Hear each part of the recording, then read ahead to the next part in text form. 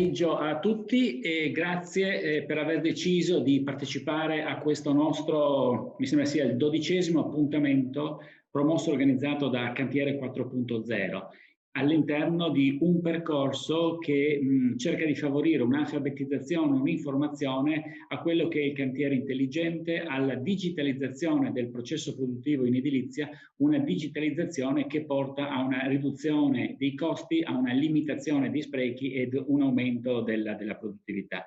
Grazie per seguirci sempre così numerosi fin dal nostro esordio che è stato nel marzo dell'anno scorso. Non so se vi siete accorti, ma da aprile ci chiamiamo 4.0 e oltre. Abbiamo aggiunto questo avverbio proprio per sottolineare l'importanza in piena pandemia di quanto importante sia andare oltre l'emergenza sanitaria, di quanto importante sia andare oltre i confini della nostra esperienza, di quanto importante sia andare l'oltre, si è sempre fatto così. Dobbiamo riuscire a mettere a fuoco anche quello che c'è dietro, quello che noi vediamo nel primo piano. Ci sono degli scenari che stanno prendendo forma e sono degli scenari che guideranno le strategie dei prossimi anni. Cantiere 4.0 e oltre è una tessera di un mosaico di IP4FVG, il Digital Innovation Hub della nostra regione, qui rappresentato dalla coordinatrice, l'ingegner Sara Gutilla, a cui passerei la parola per un suo indirizzo di saluto. Grazie. Sì, buongiorno a tutti, ben arrivati. Vedo che siete numerosi, questo ci fa molto piacere. Come diceva il dottor Millevoy, questo è ormai un incontro, uno dei tanti incontri che si sono susseguiti all'interno dell'iniziativa Cantiere 4.0. Ci tengo a sottolineare che questa iniziativa è partita come una delle tessere appunto del mosaico IP4, ma da quest'anno in poi avrà un ruolo centrale anche per tutta una serie di attività che vanno oltre la parte di awareness e formazione nell'ambito della parte di BIM sostanzialmente, ma vuole IP4 estendere la propria attività sul layer delle construction, in particolare della trasformazione digitale del settore construction. Per cui come Digital Innovation Hub abbiamo in programma di attivarci su tutti e 4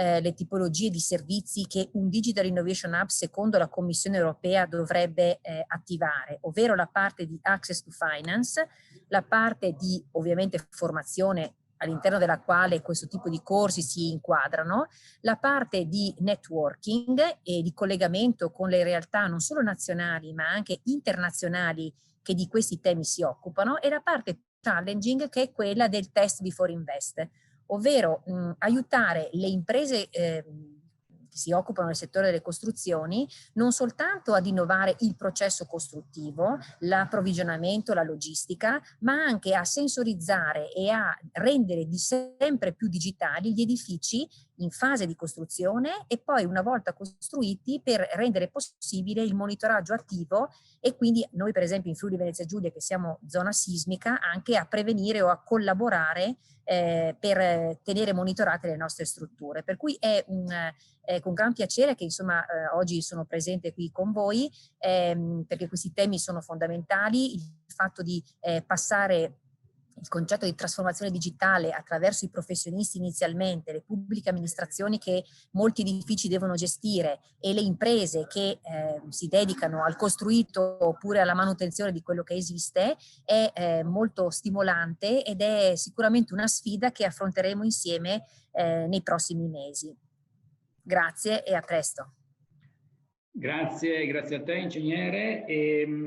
Diciamo che al 12° incontro il nostro grado di alfabetizzazione penso abbia raggiunto una certa consapevolezza, quindi potremo entrare subito nel merito del tema che abbiamo scelto per questo pomeriggio, che è il BIM Bam Boom, che in un certo senso potrebbe essere anche una simpatica, diciamo, cantilena, una simpatica filastrocca, ma in realtà ha un significato ben preciso, e cioè vogliamo questo pomeriggio sottolineare quanto importante sia ovviamente il BIM nella sua fase, diciamo, iniziale, nella sua fase di progettazione, per poi mettere a fuoco come si riverbera nel BAM, nella diciamo, costruzione, per poi arrivare nella fase finale, nella fase di fuochi d'artificio col boom, nella gestione durante il ciclo di vita dell'opera che si è andata a progettare e poi a realizzare. Ne vogliamo parlare oggi e ne parleremo in maniera sempre più pregnante, perché nel momento in cui domani la committenza pubblica e privata avrà maturato la consapevolezza di tutte le potenzialità del BIM, professionisti da un lato e imprese dall'altro dovranno essere pronte. Quindi iniziamo subito con la parte progettuale e quindi con la parte più squisitamente BIM, dando la parola a un libero professionista, a un architetto, a un BIM manager, Lorenzo Verbanaz. Grazie.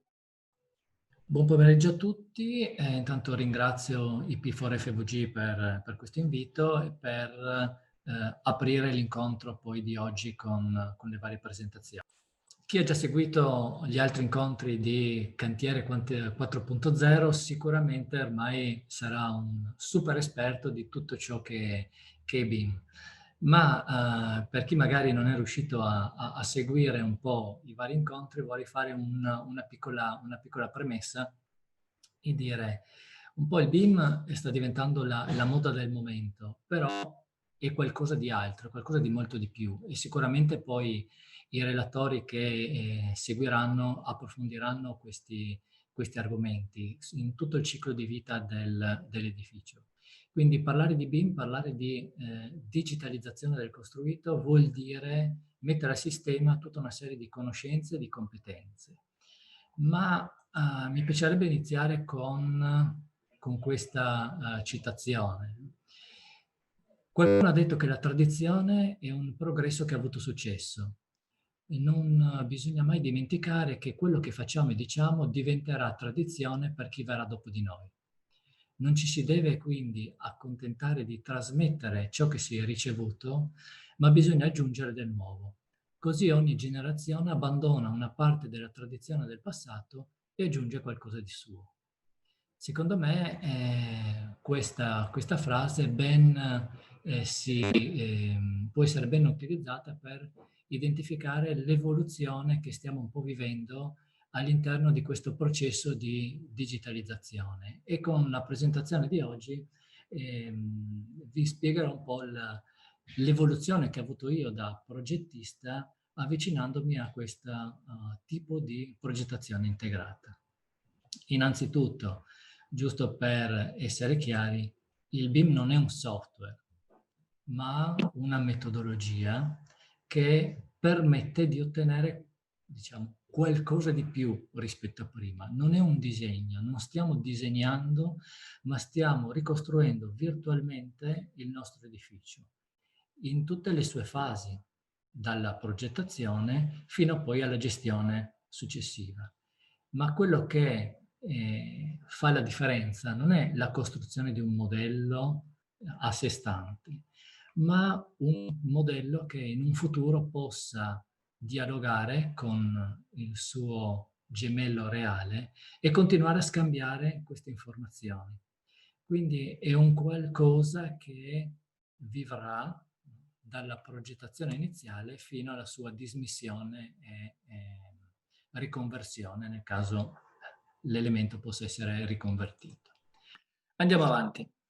Quindi, come vi ho anticipato prima, vi presento un po' l'evoluzione che ho avuto, partendo, diciamo, dal BIM per piccoli, come l'ho chiamato, cioè per piccoli progetti.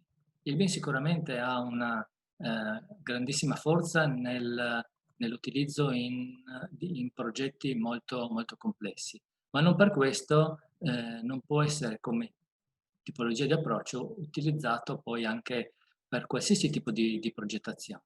Ovviamente si scenderà a una serie di compromessi, forse si riusciranno a completare tutte quelle informazioni richieste in un progetto molto più complesso, ma l'importante a mio avviso è sempre quello di sperimentare qualcosa di nuovo.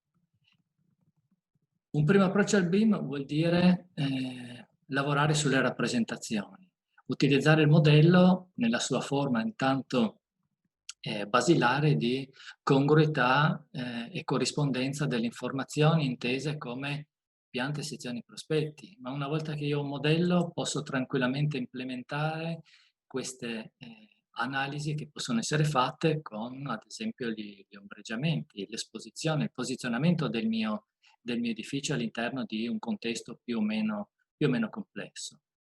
Il passaggio successivo sicuramente è, una volta che ho creato questo modello, tradurlo in un qualcosa che dovrà poi essere autorizzato.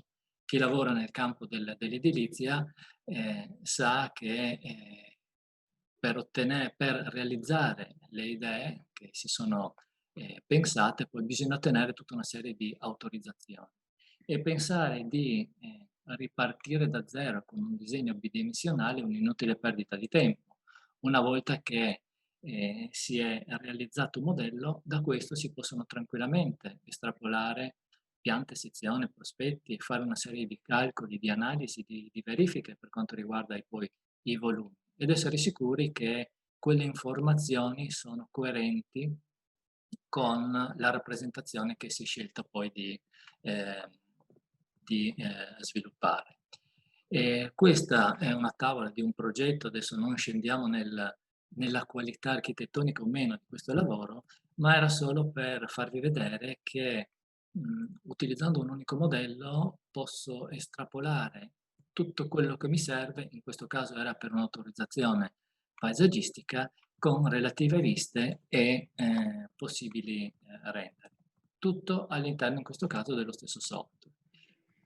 Il progetto da sviluppare era molto semplice perché riguardava la chiusura del collegamento tra il vano posto al piano terra e la parte abitabile al primo piano.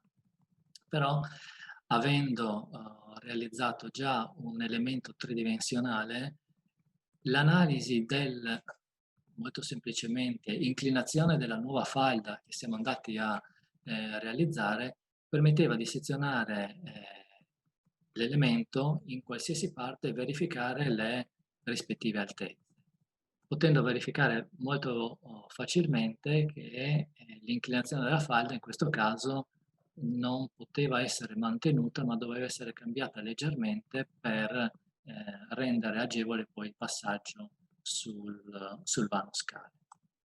Ma successivamente poi, come sperimentazione personale, successivamente ho usato lo stesso modello per inserirlo in uno strumento, diciamo, di visualizzazione un po' più raffinata e di renderizzazione real time che stanno prendendo sempre più piede. Veramente il passaggio è stato molto, molto facile, esportato da un software, riaperto nell'altro e visualizzato e esportata l'immagine.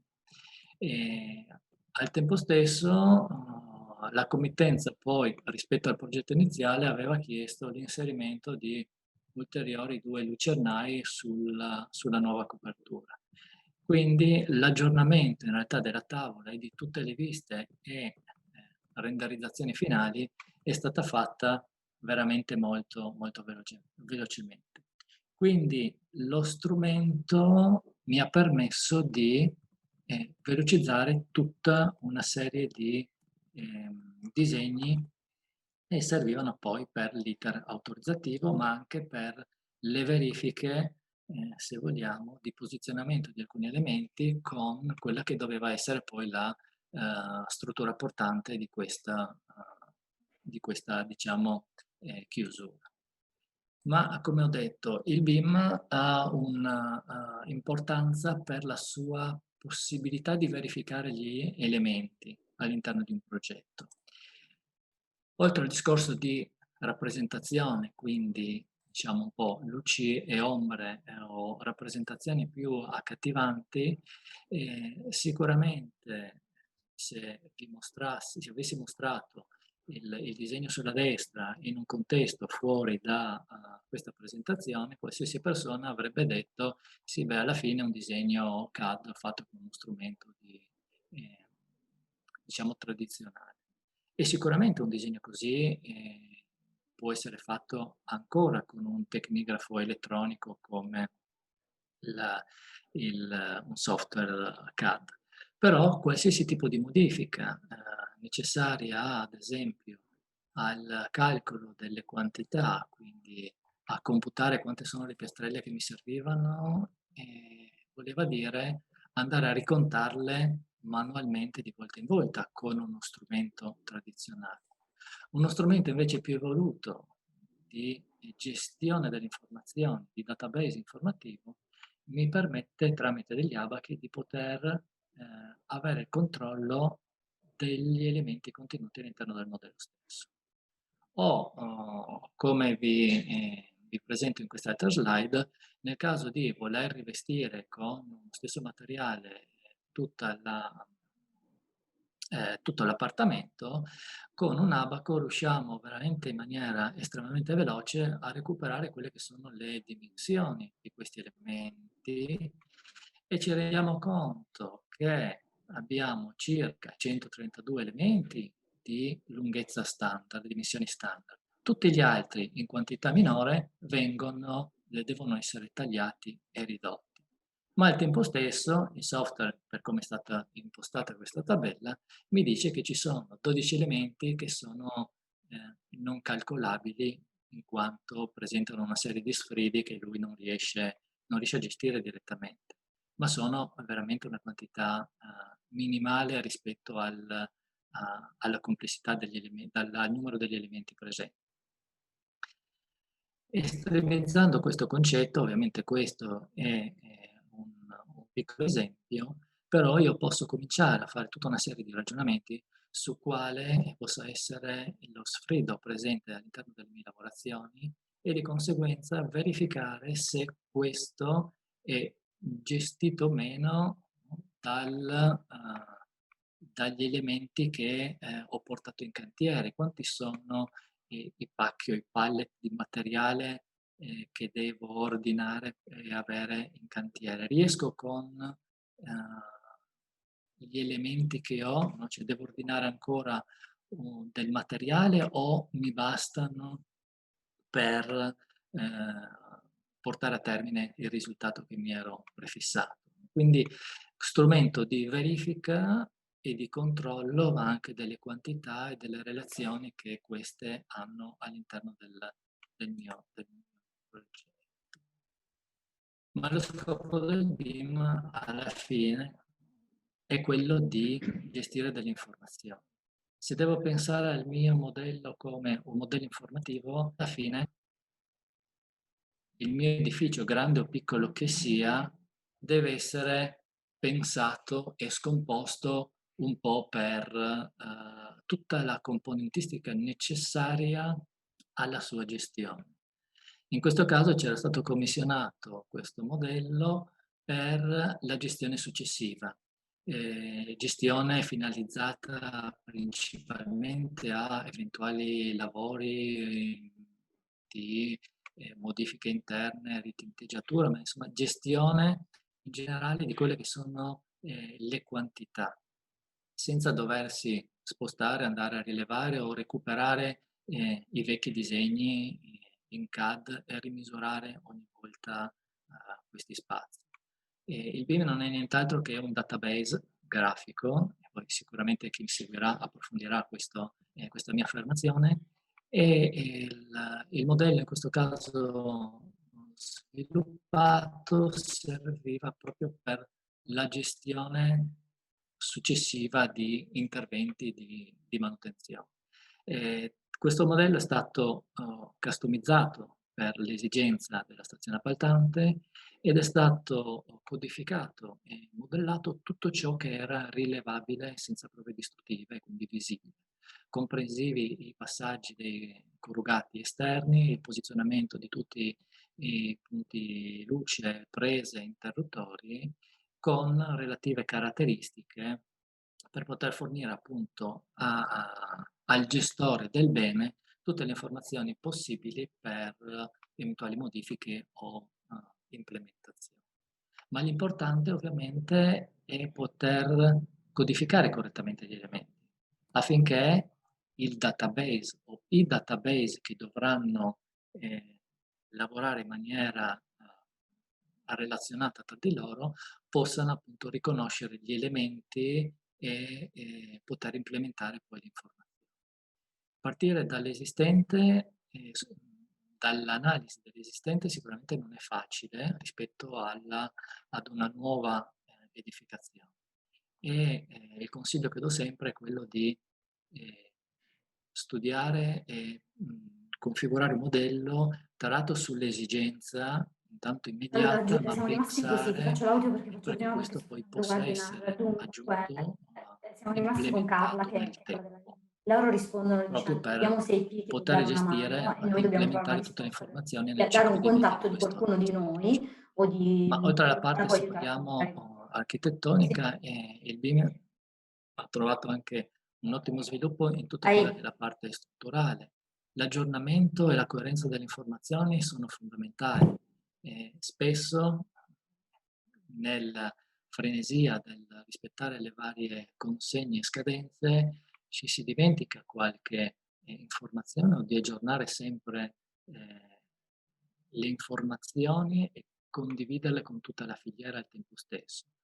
Utilizzare un sistema integrato di scambio dati intelligente fa sì che nel momento stesso in cui venga modificata l'informazione, se vogliamo, geometrica di un qualsiasi di questi elementi presenti nell'immagine, automaticamente il tag, cioè l'elemento che mi va a leggere quel tipo di informazione, lo aggiorna in tutte le tavole in cui è presente. Ovviamente bisogna stare attenti perché qualsiasi informazione non corretta rischia poi di ripercuotersi in tutte le sue possibili rappresentazioni. Come vedete qui, nell'immagine di sinistra, in realtà c'è un punto di domanda che ho lasciato volutamente, perché sono andato a etichettare un elemento che non aveva l'informazione. Di conseguenza il computer non può scrivere al mio posto quello che io non ho compilato. Quindi il fattore, diciamo, di errore ci può sempre essere, ma tutta una serie di automatismi permettono delle verifiche molto più facilitate da parte ovviamente dell'operatore esperto. Quindi ogni volta decida di aggiornare un elemento, non sarò più costretto a rivedere tutte le singole tavole in cui questo è presente, ma automaticamente l'aggiornamento del modello avrà la conseguenza di aggiornare tutto quello che adesso è connesso. Vi ho mostrato dei piccoli progetti, ma in realtà la grandezza non conta, perché il grande cambiamento è proprio nel metodo. Se io uso metodo posso applicarlo per progetti piccoli, ma anche per progetti più complessi, di diversa natura. In questo caso era stata commissionata il rilievo dell'area che vedete nella slide, rilievo fatto non in maniera tradizionale ma tramite nuvole di punti per preparare quella che doveva poi essere la base della futura progettazione di quest'area. 90.000 metri quadri di area, circa 12 giorni di rilievo, ma 3 settimane per rielaborare queste informazioni. Quindi anche molte informazioni devono essere poi rese disponibili e fruibili in una certa maniera. 16 edifici, 16 BIM specialist che in un mese, in 4 settimane, hanno rimodellato gli edifici in tutte le loro parti architettoniche e strutturali. In questo caso la struttura era abbastanza regolare. In una fase successiva alla consegna sono state implementate poi le informazioni derivanti dalle indagini che hanno fatto sulla stabilità e resistenza dei solai, campagna di analisi che doveva partire prima, ma poi per le solite problematiche autorizzative è stata terminata in una fase successiva alla modellazione iniziale. È stato modellato tutto quello che era visibile in base alla documentazione fornita compresi gli impianti che servivano non da un punto di vista geometrico estremamente avanzato, ma solo per quantificare poi le quantità che sarebbero andate a discarica. Quindi partire da un modello rispetto che a un disegno bidimensionale permette di fare tutta una serie di analisi, non ultime avere delle rappresentazioni più accattivanti, ma poter, come dicevo prima, sezionare il modello dove voglio, verificare in maniera più dettagliata quali siano gli spazi, mi permette sicuramente di partire da un grado di conoscenza dell'edificio che andrò a progettare decisamente più alto rispetto a qualsiasi disegno bidimensionale derivante comunque da un cartaceo storico. Un altro tipo di intervento a cui ho avuto la fortuna di collaborare, 6 torri, cioè 4 torri più altri 2 edifici più bassi collegati da una piastra. In questo caso ho fornito il supporto per la parte di modellazione impiantistica, seguendo quelle che sono le varie centrali. Il bello degli schemi, diciamo, da legge 10 è che, per chi li sappia leggere, ovviamente, sono estremamente chiari e soprattutto tutti gli elementi nello spazio infinito possono essere collocati senza nessun tipo di vincolo, perché è uno schema, non è un modello reale, ma tradurre questo schema in un qualcosa che poi debba essere realizzato all'interno di un vano generalmente posizionato sempre in qualche luogo in un seminterrato, dove devo garantire l'accesso a quello spazio. Questa è un'altra vista di un'altra delle centrali, ma dove una volta ottenuto un modello posso navigare al suo interno, verificare realmente quali siano le altezze, gli ingombri, se ho lasciato gli spazi necessari per molto semplicemente anche girare, aprire e chiudere le varie valvole necessarie all'impianto, le regolazioni e manutenzione. Se ho lasciato la clearance, l'area di rispetto per appunto non solo ruotare le valvole e attivare l'impianto, ma anche per estrarre ad esempio i filtri e fare le relative manutenzioni e fornire poi a chi dovrà realizzare quell'opera un modello di questo tipo è sicuramente una base di partenza decisamente diversa rispetto allo schema di legge 10 iniziale, perché lo scopo poi è riuscire a gestire questa complessità che un po' è partita da un desiderio di rappresentazione, ma poi si integra in tutti i suoi aspetti, sia architettonico, impiantistico, dove il BIM sicuramente si sta diffondendo in maniera sempre più prepotente. Ma gestire la complessità vuol dire anche se cercare di semplificarla. Se parto da un elemento apparentemente semplice, quando comincio a vedere questo elemento e a moltiplicarlo, collegarlo con altri elementi attorno, no? Mi rendo conto che non esiste solo quell'elemento singolo che ero riuscito a gestire, ma se so gestire il singolo, piano piano mi renderò conto che la complessità, adesso vi mostrerò, sarà gestita in maniera un po' più semplice. Dipende sempre da un discorso di approccio poi generale al sistema. Questa immagine, probabilmente incomprensibile per tutti, di fatto è semplicemente uno dei settori dello stadio delle semifinali dei mondiali del 22 a Doha, in Qatar, dove la complessità è stata spezzata, divisa in tantissimi modelli e a sua volta questi modelli poi sono stati divisi ulteriormente in altri modelli per poter essere gestiti in maniera più agevole. Ma partiamo sempre dalla gestione di un qualcosa che siamo in grado di controllare e via via aumentiamo il suo grado di complessità. Perché l'opera poi alla fine deve essere realizzata e partendo da quella che era l'ipotesi iniziale di progetto e rendering iniziati parecchi anni fa, dopo quest'opera appunto deve essere realizzata. Stiamo parlando di un'area, e ormai hanno praticamente terminato i lavori, di più di 1 chilometro quadrato di estensione comprensiva di tutte le aree esterne e parcheggi. Quindi il risultato poi è questo, ma per arrivare a questo risultato dobbiamo gestire l'infinita complessità di cui vedevamo prima in tutte le sue parti. Non sempre un modello può risolvere tutte le problematiche, ma può sicuramente aiutare tantissimo a evitare poi gli errori di esecuzione, perché poi la partita la vogliamo vedere, quindi dobbiamo portare a casa l'obiettivo da raggiungere. Quindi alla fine spero di lasciarvi con un messaggio. Il BIM se ne può fare a meno?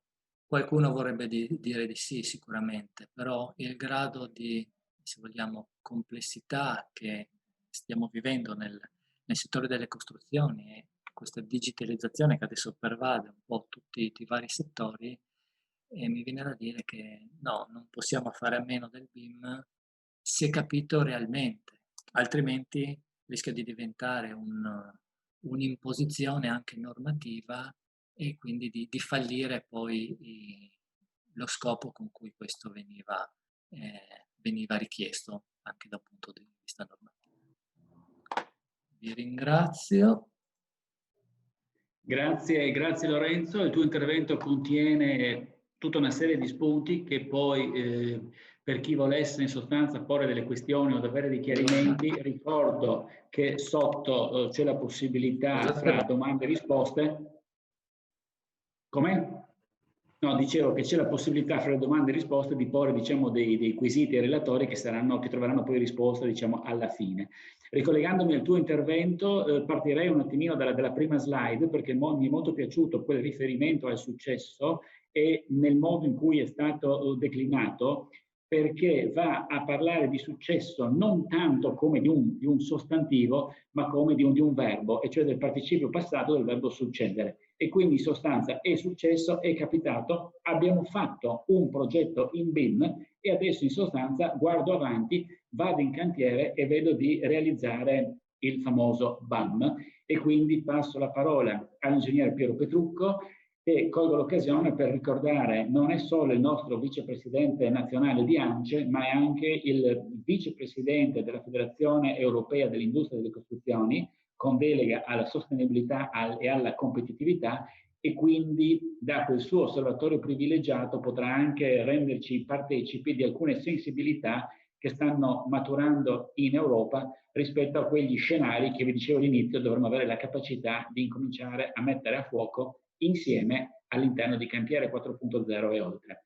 Grazie Piero. Grazie Fabio, troppo generosa la tua presentazione. Io volevo raccontarvi soprattutto della nostra esperienza in termini di gestione digitalizzata di un'impresa. Quindi l'idea che volevo darvi è del nostro percorso, fare in maniera abbastanza rapida il percorso e dirvi dove siamo arrivati. E nel fare il percorso evidenziare alcuni punti di forza e alcuni punti critici che sono stati rilevati. Giusto per dare un'idea, la ICOP è un'impresa fondata 100 anni fa, siamo soprattutto un'impresa specializzata per i 2/3. Da un po' di anni abbiamo cominciato a lavorare all'estero, adesso siamo presenti in 25 paesi, l'anno scorso hanno fatto 150 milioni, è sparito il numero dei dipendenti che sono circa 380, quindi siamo una media impresa che è un po' cresciuta. I settori principali in cui operiamo, io mi sono dimenticato di condividere lo schermo, cosa che faccio immediatamente. Ecco, penso che adesso dovrebbe vedersi. È condiviso, chiedo un assenso da Fabio, magari se... Sì. Ok, bene, sono il settore delle fondazioni, il settore dei microtunnel, il settore recente delle opere portuali, soprattutto legato a Trieste, il tradizionale settore delle opere stradali, questo è un ponte sulla Villessa e Gorizia. Nelle fondazioni il nostro mercato di riferimento è l'Europa, in cui siamo particolarmente presenti in Francia e nei paesi scandinavi. Per quanto riguarda invece il microtunnel, il mercato di riferimento è diverso, cioè non esiste un mercato, una scelta nostra di mercato, ma di solito seguiamo alcuni grandi operatori. In questo momento stiamo lavorando in El Salvador e quindi non è che proprio sia un paese strategico, ma semplicemente c'è un grande operatore olandese che ci ha proposto di fare là un lavoro e noi lo seguiamo. Siamo presenti in maniera stabile invece in Malesia, ormai da 4-5 anni, e con una struttura anche abbastanza fissa. Nel settore delle tecnologie trenchless facciamo anche alcune applicazioni particolari, si vede nella foto, sono delle uscite a mare, la più famosa, la più impegnativa che abbiamo fatto è quella del famigerato lavoro del TAP dell'anno scorso, quello di tutte le critiche possibili e immaginabili sulla distruzione degli ulivi, dove partendo dalla spiaggia poi arrivi a 1 chilometro dal mare, come nel mare, e poi tiri su dal fondo del mare e recuperi la fresa. Quindi sono delle uscite a mare che poi si collegano in questo caso con un gasdotto. I lavori marittimi, come dicevo, sono soprattutto relativi a quello che abbiamo fatto a Trieste, e i lavori stradali sono generali. Parliamo adesso del tema della nostra riunione. Allora, la ICOP tradizionalmente ha sempre avuto una discreta propensione alla digitalizzazione, una cosa che è iniziata appena iniziato a lavorare io, quindi nel 1988, ma abbiamo 3 anni fa deciso di fare un salto radicale. Abbiamo davvero pianificato un progetto di digitalizzazione e quindi abbiamo deciso di costruire un ufficio ICT guidato da una giovane ingegnera. Io penso che non è a caso il fatto che sia giovane, perché è un tipo di attività in cui è evidente la necessità di prendere persone di un'altra generazione rispetto per esempio alla mia, e non è neanche tutto sommato un caso che sia una donna. La terza scelta che abbiamo fatto è di, un po' dopo averci pensato, di non prendere una competenza informatica, ma di puntare su una persona che avesse competenze di carattere ingegneristico. Quindi lei è un ingegnere civile. Certo, servono ingegneri civili con una certa propensione alla fantasia e a lanciarsi in progetti un po' diversi dallo stretto corso di studi, ma questa scelta è dovuta al fatto che sin da subito avevamo immaginato che si poteva più facilmente risolvere il problema informatico, più difficilmente affrontare in maniera condivisa e attiva il problema del processo, perché secondo me la digitalizzazione in un'impresa è molto legata alla digitalizzazione dei processi. Lo ripeterò forse anche dopo perché è un po' una mania. Lavorare in maniera digitale non è come lavorare col computer in maniera analogica, è un'altra cosa. Cioè, quando si inizia così, ma bisogna riuscire dopo a digitalizzare, fra virgolette, il processo. E quindi una scelta, questa di investire in un ufficio specifico, abbastanza impegnativa dal punto di vista economico. Noi abbiamo questa ingegnera e 3 informatici. Forse non è convenzionale, ma di cui non sono assolutamente pentito, perché penso che il ritorno anche direttamente in termini economici di questo investimento già comincio a vederlo. E non è solo un problema dimensionale, perché è chiaro che poi uno in base alle dimensioni dimensiona, scusate il pasticcio di parole, queste sue progettualità. Dicevo che abbiamo iniziato sin da subito a rendere, come quasi tutti, a digitalizzare la sede, quindi le cose tipiche sono i programmi delle paghe, i programmi di contabilità, e quando però in questa prima fase la relazione con i cantieri e la comunicazione con i cantieri era affidata tradizionalmente prima al solo telefono, poi al fax, poi cominciato con i telefonini, che era già un altro tipo di comunicazione, perché voleva poter dire che ciascun responsabile cantiere attraverso il telefono mobile era in grado di interfacciarsi con la sede, o con la più tradizionale versione cartacea di molti di questi dati. Nella costruzione di quello che stiamo facendo negli ultimi anni, invece, l'idea è di, sviluppando anche software specifici che ci siamo fatti noi, dei portali nostri, di consentire uno scambio di informazioni col cantiere per via digitale. E quando si incomincia a prendere questa strada, io parlo, tutto quello che dico non lo ripeto, d'ora in poi parlo solo della mia esperienza, non ho nessuna presunzione di generalizzare. Comunque, vi dico di quello di cui mi sono accorto io. Io mi sono accorto che quando si parte e poi si viene un po' travolti. Adesso uso un aggettivo che è molto purtroppo usato in questo periodo, c'è veramente una crescita della complessità, ma anche delle cose che sei costretto a fare esponenziale. Quindi è un processo che deve trovare un limite nella capacità di investimento, nelle risorse che si hanno, ma veramente è una cosa in cui quando ci si inoltra, l'appetito veramente viene mangiando. Quindi io devo fare molta fatica a frenare me stesso prima di tutto e poi chi collabora con me, perché vorrei fare 1000 cose tutte insieme, perché da cosa nasce cosa in un turbinio davvero esponenziale di richieste, di necessità, di cose che prima non lo erano e che ti sembrano decisamente necessarie. Abbiamo incominciato sviluppando questo portale intranet, appunto per un collegamento che consentisse uno scambio bidirezionale fra il cantiere e la sede. Poi, più recentemente, diciamo a partire dall'esperienza di Trieste 2016, abbiamo inserito l'approccio BIM in un ufficio tecnico che, come tutti i nostri uffici tecnici, aveva già vissuto il passaggio dal cartaceo, dal tecnigrafo al CAD. Parallelamente, però, insieme allo sviluppo e all'introduzione massiccia del BIM, perché Trieste è un progetto di 100 milioni completamente disegnato e progettato in BIM, abbiamo cominciato a sviluppare un software nostro, che abbiamo chiamato Dedalo, di cui poi vi racconterò, perché è parte integrante della nostra idea di integrazione digitale della nostra impresa.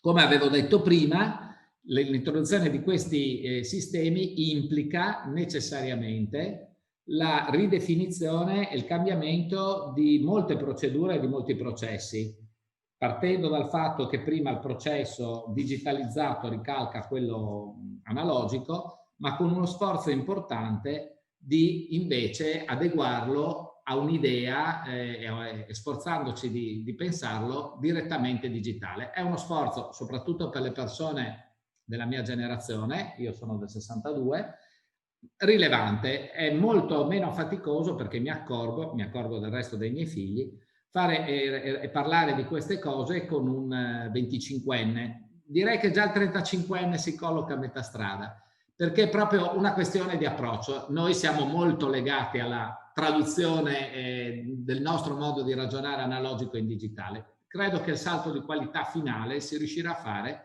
quando tutto il sistema sarà effettivamente un sistema digitale. E quindi un'altra cosa che ha contribuito a un'accelerazione di questi processi è stata dal 2018 la possibilità, 17 in verità, l'introduzione con i progetti di Industria 4.0 dell'integrazione nei nostri sistemi di attrezzature e apparecchiature che raccoglievano informazioni e che dovevano, per motivi fiscali, perché poi a molte cose possono anche partire da questi punti, quindi un'esigenza di poter sfruttare al meglio i benefici di Industria 4.0, da questa esigenza è nata la necessità di integrare veramente i dati che venivano prodotti dalle attrezzature. Ci sono anche lì due approcci, uno può pensare, prendo l'approccio diciamo fiscale, faccio quello che metto gli aggeggi e quello che serve, come molti dei fornitori, credo esperienza comune a tutte le imprese, ci propongono, o cerco in maniera forse un po' più faticosa di effettivamente integrare questi dati nei sistemi dell'impresa e cerco di, con tutto il buon senso e con tutti i limiti di questa operazione, di cominciare effettivamente a integrarli nel processo produttivo. Perché qui, come vi dirò dopo, in conclusione, i problemi sono molti. Non è un mondo semplice per arrivare lì. Ecco. E quindi noi, ho parlato prima dell'intranet aziendale, quindi nella nostra intranet sostanzialmente l'effetto maggiore qual è? Che il rapportino che vedete qui a destra, quello che sto evidenziando era il tradizionale rapportino che facevamo prima a mano, poi su un template Excel riempito a mano, poi con i geometri più smart, era un Excel compilato direttamente su Excel, adesso è su un portale web. E questo ci consente da un lato di pescare tutte le risorse, siano persone, siano macchine, dal database centrale aziendale, quindi sono sempre aggiornati, ma dall'altro di generare questi dati in maniera tale che attraverso un flusso informatico, quindi evitando qualunque passaggio a mano, passano sia alla contabilità generale e analitica per quanto riguarda i mezzi, sia per esempio ai programmi paghe per quanto riguarda l'elaborazione dei cedolini. Dico una battuta, mi ricordo che quando ho iniziato a lavorare per fare le paghe avevo una persona che dedicava prima una settimana e mezza a fare quegli enormi abaci a mano per mettere a posto le presenze, poi con Excel avevamo portato a 4 giorni, l'operazione adesso con 380 persone mi richiede un paio d'ore. Quindi c'è proprio un beneficio economico diretto, no? Non è una cosa da poco. E le altre cose importanti è che Intranet, questo portale, rende disponibile sul cantiere i dati manuali, le certificazioni, tutti i report di manutenzione preventiva o quella fatta consuntiva delle attrezzature, e gestiamo anche la richiesta alla sede degli ordini, nonché una volta che sono evasi gli arriva la copia dell'ordine in cantiere, le non conformità, la gestione delle richieste delle attrezzature. Questo è un mondo in cui si inizia e poi non si finisce mai, perché ogni due settimane dice ma perché non mettiamo questo, ma non, perché non mettiamo quello. E quindi questa cosa diventa sempre più tentacolare e sempre più al centro dei sistemi della nostra azienda. Adesso volevo descrivervi tre progetti fatti da noi col BIM, in un'ottica completamente da impresa, quindi salto completamente, che proprio sono stati brillantemente descritti prima, gli aspetti da ufficio tecnico o del progetto, ma lo dico, evidenzia alcuni possibili sviluppi di cosa vuol dire il BIM in cantiere. Lo farò su 3 progetti, quello di Trieste, come ho detto prima, il primo progetto fatto da noi in BIM, un progetto a Copenaghen e il progetto in Norvegia. Sono 3 aspetti diversi di questo cantiere. Il progetto di Trieste era questa enorme platea che vedete, basata su 830 pali. Il progetto di Trieste, qui vi faccio vedere un solo aspetto. Al di là dell'aver fatto la modellazione e averlo disegnato, abbiamo sperimentato per la prima volta i visualizzatori, ovvero in cantiere abbiamo eliminato i disegni. In cantiere operavano con un tablet, i geometri, nel quale gli arrivavano dall'ufficio tecnico i file e le tavole, con tutte, qui si vedono tutte le possibilità di gestire questa cosa in termini di autorizzazioni, e rendendo quindi, garantendo che il cantiere aveva sempre le tavole giuste. Vi faccio notare cosa vuol dire, interrompendo un momento il filmato, dove ci sono queste icone. Questo vuol dire che sul modello, quando io schiaccio lì, proprio sul tablet fisicamente, mi viene la tavola corrispondente a quella posizione. Potete pensare che vantaggi dal punto di vista pratico, soprattutto quando ci sono in progetti grandi, ma non solo, in progetti complicati, tante tavole, cosa vuol dire in termini di riduzione dell'errore poter visivamente schiacciare veramente col dito un pulsante che ti dice il particolare di che stai disegnando, o evidenziando in grande, come avete visto qui, perché certe volte ho fatto un piccolo macello, insomma, ci torno rapidamente, volevo farvi vedere questo particolare, scusate,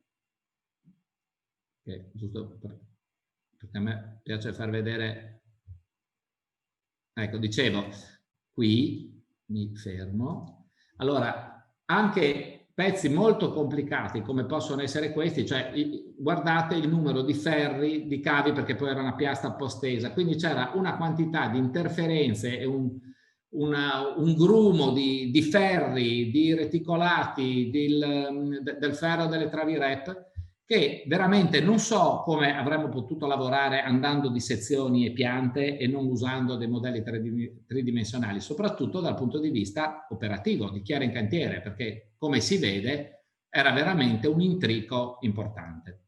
Ecco, questo è un esempio di collegamento fra l'icona e la tavola, con la garanzia assoluta, che sia proprio quella tavola quella giusta. Poi c'è un aspetto legato al controllo di qualità, perché come si vedeva qua, per effetto delle cose che sono anche state dette prima del BIM, ad ogni possibile vista posso associare tutti i dati di quel ferro, quindi io sapevo qual era la posizione, qual era la lunghezza, insomma tutte le caratteristiche non solo quelle dimensionali, ma tutte le caratteristiche anche qualitative di quel particolare che erano state prima gestite a livello di BIM. Poi c'è la possibilità interessante, molto secondo me, legata alla gestione delle varianti, perché la presenza di questo strumento consente di far sì che il cantiere chieda all'ufficio tecnico le modifiche, le varianti, in maniera senza fare 1000 telefonate, ma semplicemente facendo uno scambio con le unità che possono anche poi dare le relative autorizzazioni. Ecco, è stato un esempio e un esperimento che ha avuto pieno successo e secondo me ha grandi sviluppi. Sono molto convinto di questa cosa. Un altro esempio è Copenaghen. In Copenaghen avevamo finito i lavori delle stazioni, abbiamo fatto le stazioni della metropolitana, che essendo in centro alla città avevano la caratteristica di essere molto vicini a un ambiente, ad edifici anche di pregio, e ci è stato chiesto di progettare l'intervento di consolidamento per il break-in e il break-out, quindi la zona in cui entra la fresa della metropolitana ed esce, che di solito viene consolidata per evitare venute d'acqua, siffonamenti o problemi del genere. Perché qui era importantissimo gestirlo in BIM? Perché c'erano alcuni vincoli molto importanti. Uno, la TBM aveva i suoi tempi, quindi io dovevo essere in grado di organizzare, di pensare, di pianificare l'intervento in maniera molto dettagliata, perché non c'era il tempo poi di poterlo modificare, perché la fresa comunque stava arrivando in stazione. L'altra cosa era la possibilità, come si vede qua, queste sono le aste di perforazione, di pensare dal punto di vista proprio realizzativo che le interferenze, e in maniera geometricamente, e quindi la visione tridimensionale qua è fondamentale, capire dove andavano le aste e come le aste di perforazione in questo caso potevano interferire con gli edifici. Quindi è un intervento che aveva due caratteristiche: molta precisione, tempi molto stretti e diciamo non possibilità di errore, perché aveva molto preesistente. Anche in questo caso un utilizzo corretto del BIM applicato anche alla fase realizzativa, cioè disegnare dove per esempio andavano le aste di perforazione, è stato molto significativo e molto utile. E qui siamo nel libro dei sogni, e quindi ho voluto metterlo perché questa è la proiezione, spero, dell'Italia di un po' di anni. Norvegia sto facendo questo intervento, questo è un intervento vicino a Oslo, una galleria artificiale ferroviaria. Questa foto che vedete è il render che mi arriva fatto col drone ogni settimana che viene comunicato per vedere lo stato di avanzamento dei lavori. Quindi la direzione dei lavori con i droni fa questo, poi questo è solo un'immagine, ma ci dà tutta una serie di dati aggiornandoli con il drone. La prima cosa sorprendente che ci ha lasciato sbalordito è che appena preso il progetto con SharePoint c'è stato condiviso dal cliente tutto il progetto complessivo, quindi noi qui abbiamo fatto solo il jet, solo il consolidamento dell'intervento, cose inimmaginabili, con tutti gli allegati oltre che con tutte le viste. All'interno di questo progetto completo, dato con Trimble, quindi con i visualizzatori, noi abbiamo potuto progettare tranquillamente tutte le nostre colonne, il nostro intervento. È interessante l'idea, cioè noi abbiamo progettato solo queste parti, ma mi piace molto l'approccio, perché io non ti do il tuo pezzettino, tu non devi sapere quello che c'è intorno, io ti do l'intero progetto e tu costruisci il tuo pezzo all'interno di un contesto molto più grande. Noi abbiamo fatto le parti colorate sostanzialmente di questo intervento. Quindi già questo approccio di totale apertura e trasparenza, che ci può lasciare un po' increduli, è stata una cosa molto, molto interessante. L'altra cosa interessante è che, siccome c'è un aggiornamento continuo di questa cosa, noi abbiamo realizzato il nostro intervento su un S-Built fatto dal subappaltatore precedente che aveva finito una settimana prima, cioè lui ha messo le palancole e noi ci hanno fatto arrivare il modello 3D con le palancole inserite, ha detto adesso voi mettetevi le vostre colonne, e noi l'abbiamo fatto su un S-Built, cosa che prima non mi era mai capitato in vita mia. Poi questo è un esempio del report che loro ci fanno settimanalmente con lo stato d'avanzamento di tutte le imprese. Credo che quello sarà il senso verso cui noi dobbiamo andare, spero che anche noi ci arriveremo. Avevo parlato prima di Dedalo, perché Dedalo è questo programma su cui stiamo investendo molto in termini di tempo e di soldi, che ci siamo autocostruiti, che ho iniziato a farlo 3 anni fa sulla base di un'idea che per la prima volta avevo visto in Danimarca su qualcosa di simile, poi ho deciso di rideclinarmelo, che parte da un'idea praticamente di databasizzare, mettere su web i dati, quelli che chiamiamo i dati normali che si raccolgono su carta della qualità, fra virgolette, ma sono della qualità perché hanno la caratteristica di essere una parte dati di input che derivano dal progetto e dalla modellazione, altri sono dati che si raccolgono direttamente in cantiere, i diagrammi di getto, il ferro che si mette. Quindi l'idea alla base di questo è: come per i rapportini ho gestito a livello di portale e su web le risorse che impiego, quindi persone e mezzi che siano di proprietà o di terzi non cambia, qui invece gestisco sempre in un database web i dati relativi alla produzione. Qual è la finalità di Dedalo? Le finalità di Dedalo sono essenzialmente 3. Sono una raccolta ordinata di tutti i dati qualità in un database bello ordinato. Qui faremo qualcosa come 8-9 mila buchi a Drammen, quindi avere la possibilità di avere un database in cui trovo per ogni colonna tutto quello che ho fatto è molto significativo, perché gestirlo anche solo a livello di file e di directory, dopo un po' sei perso, perché è una marea, non dico di carta, ma è una marea di file. Invece questo ne consente un uso molto ordinato. Il secondo scopo è poter tirar fuori tutte robe da sviluppare, lavori in corso, dati come vedete in questa tabella, dati relativi alla produzione, perché io ho messo i dati e posso tirare delle S-curve o dei dati riepilogativi come questa tabella, giornalieri di cosa ho eseguito, e quindi ricavare la parte attiva, diciamo, del mio budget. La parte gestione risorse la faccio con l'altro strumento e qui ho questa parte.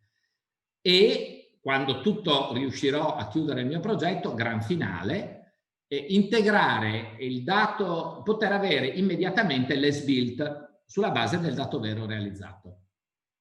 Nell'arrivare a questo, in questo progetto devo integrare i dati prodotti dalle attrezzature. Io faccio lavori specializzati, le macchine di perforazione sono in grado di produrre un'enorme quantità di dati che poi con l'industria 4.0 torto collo dobbiamo comunque avere, e io devo, lo sforzo molto importante è trovare, filtrare e rendere coerenti i dati da utilizzare. Questo è un problema, un ostacolo molto grosso, col quale mi sono confrontato anche con produttori come Bauer e Liebherr, e non è totalmente, non è risolto e crea molto lavoro.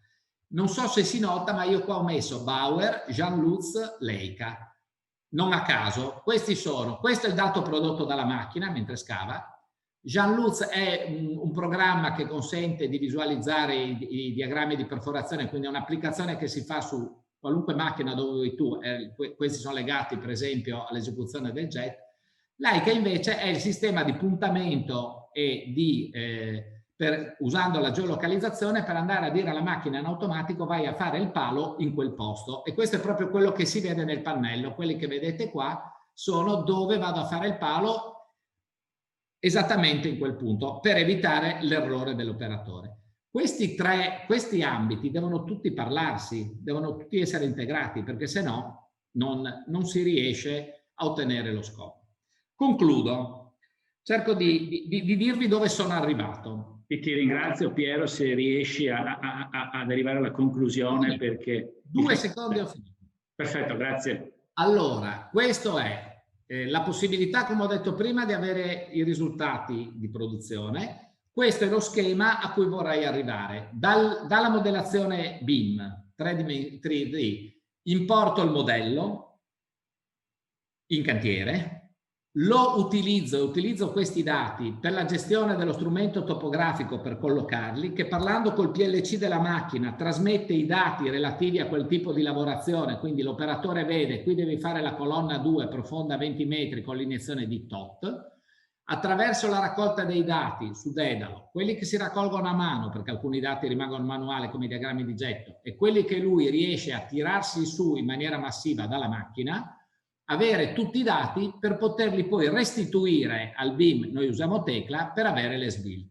Questo è il progetto finale. In questo momento noi siamo riusciti a organizzare con alcuni passaggi ancora semi-automatici, per esempio a fare a modello e la macchina.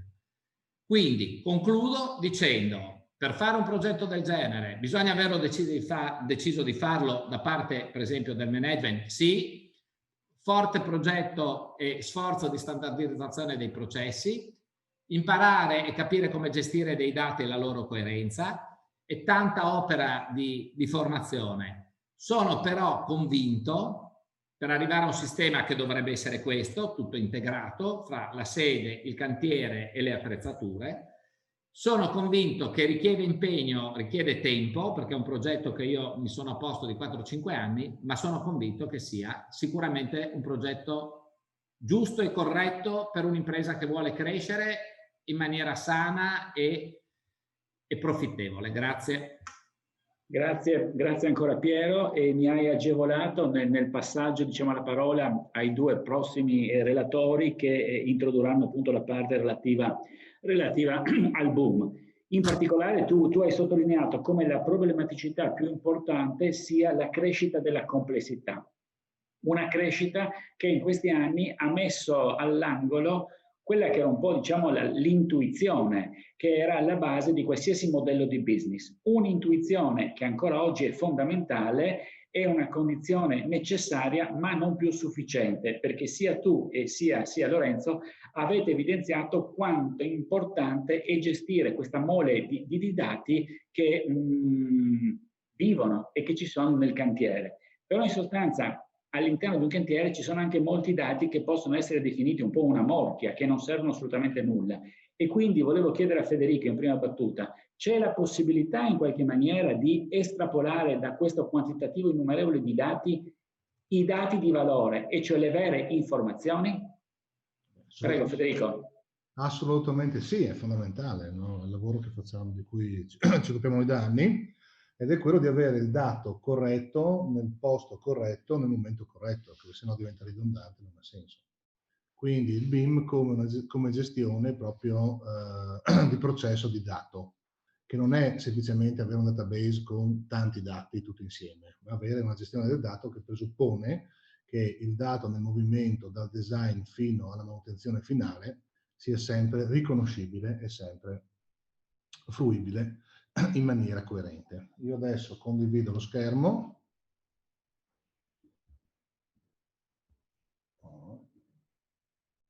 Mi vedete, mi sentite? Sì.